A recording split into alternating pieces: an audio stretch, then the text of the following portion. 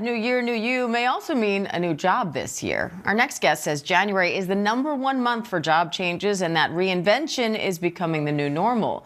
Career coach and strategist Loren Greiff is here with more on how to approach a career pivot with confidence. Hi, Loren. Thanks so much for coming on. Happy New Year to you. So why do you say January is the #1 month for job change? Is it because workers want change, companies want change, or both? Great first question. January is the one reliable time of the year when intolerance for what it's been catches up with the momentum and the permission of when change can happen. So this is the most reliable time when those two things converge. Now, you say this is especially affecting people over 40 and older, and you say they're also experiencing longer job searches. So why this age group, and how do you fix that? Absolutely. So workers over 40 aren't just facing longer searches. They're facing a statistical cliff. And this is according to the Bureau of Labor Statistics, and long tenured displaced workers, especially from 45 and up, who have a lower reemployment rate. And what I really want to stress is that it's not just the reemployment rate that's the risk. The risk isn't the rejection. The risk is the silence and the fear that hardens into that unemployment. And so the long and short story is that the fix is in the friction. And I can explain more of that as we get into the roadmap.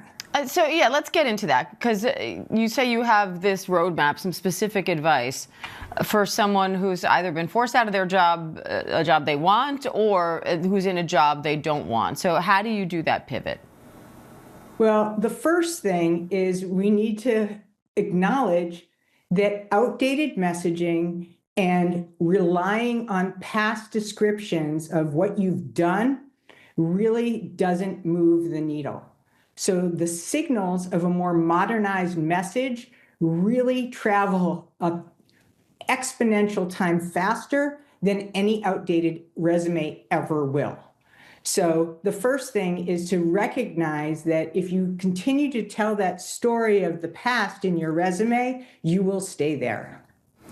And AI is pretty much everywhere now, and you say that's contributing to some of this. But how can workers use AI to their advantage in a career pivot? Absolutely. And I'm glad that you asked that, because AI and remote work are reshaping what career success looks like overall. So what this means is that older workers don't need to compete with AI, but they need to be able to direct it. They're the ones that can look at this mess and assess the data with pattern recognition and identify right away, here's the problem, and who on my team can get through those gray areas, even when the algorithm thinks it's going to fail. So think of it this way, right? AI can make execution cheap, but the insights are going to be coming from well-thinking and considered insights that humans have, especially older workers. So AI can make tasks faster, but thinking can make it the differentiator. AI can scale outputs, but humans are the ones that are going to scale the meaning. All right, love that. Loren Greiff, thank you, and Happy New Year to you. Thank you so much, Diane, and Happy New Year to you.